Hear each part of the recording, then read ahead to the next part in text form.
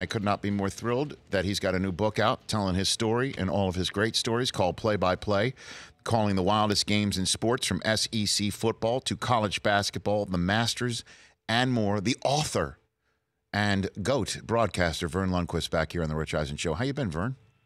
Rich, I'm doing great. It's been way too long. Good to hear you again. It has been. Why'd you write the book? Where did this come from? Well, it came out of a basketball seminar in New York about 3 years ago. We had finished our media session, and it was breaking up, and there were 4 or 5 guys who are writers, who I was in the midst of a circle of people. And I started telling stories, which is what I do for a living. And they started responding. Mostly they were laughing, thank God, because these were intended to be funny. And one of the fellows said, you know what, you've got a lot in your background.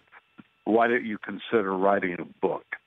And so that was really the genesis of what is being published today. They had to delay the publishing date, HarperCollins did, because they had a problem with binding the book. Okay. But it's out, and let me be candid right up front about this.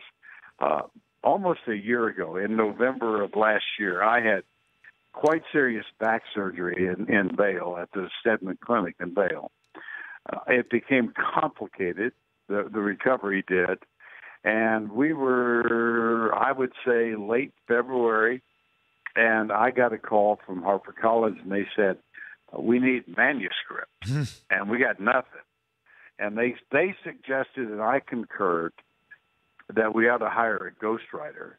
So we employed a fellow named Gary Brozek, who lives in Evergreen, Colorado, and we would talk probably 4 times a week.